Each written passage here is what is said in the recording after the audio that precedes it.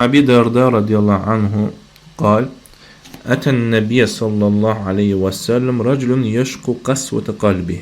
Abu Darda radıyallahu anhu da rivayet olunur ki bir kişi Allah Resulü sallallahu aleyhi ve sellemin yanına gelir.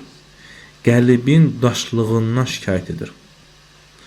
قال أتحب أن يلين قلبك وتدرك حاجتك. Ve Allah Resulü sallallahu aleyhi ve sellem cevabında deyir ki, İstəyirsənmi qəlbin yumuşalsın və öz ehtiyaclarına nail olasan?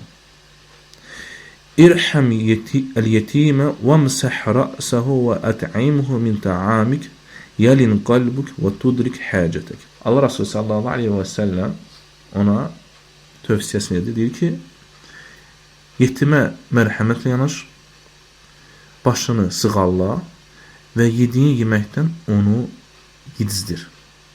Və bununla da qəlbin yumuşalar və öz ehtiyaclarına nail olarsan.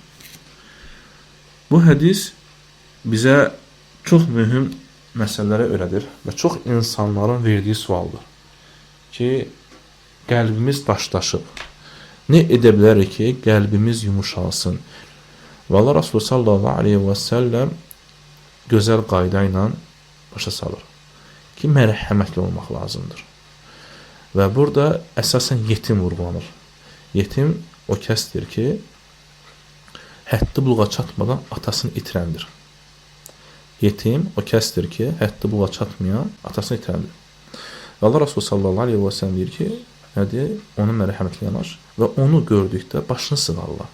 Çünki alimlər gətirirlər ki, insanın o başının elə bir hissəsi, elə bir yer var ki, insan onu ora toxunanda həmən qarşındakı insanın qəlbini almış olursan. Və üçüncü məsələdir, yemək yedizdirmək. Və Allah Resulü sallallahu aleyhi və səlləm cavabında deyir ki, bunları etsən, şək yoxdur ki, qəlbin yumuşalacaq və əlavə olaraq da nədir? Öz ehtiyaclarına nail olasan. Yəni, hansısa bir istəklərin varsa, o istəklərə nail olasan. Və bununla hədis tamamlanır, mənası tamamlanır və qısaca hamımız başa düşməliyik, dərk eləməliyik ki, qarşımızdakı insanlar xor baxmamalıyıq. Qarşımızdakı insanı daima mərhəmət yanaşmalıyıq və qarşımızdakı insanı uşaq da olsa onun başına sığallama və kasıb və ehtiyac olan insanlar isə yemək yedizdirməkdir.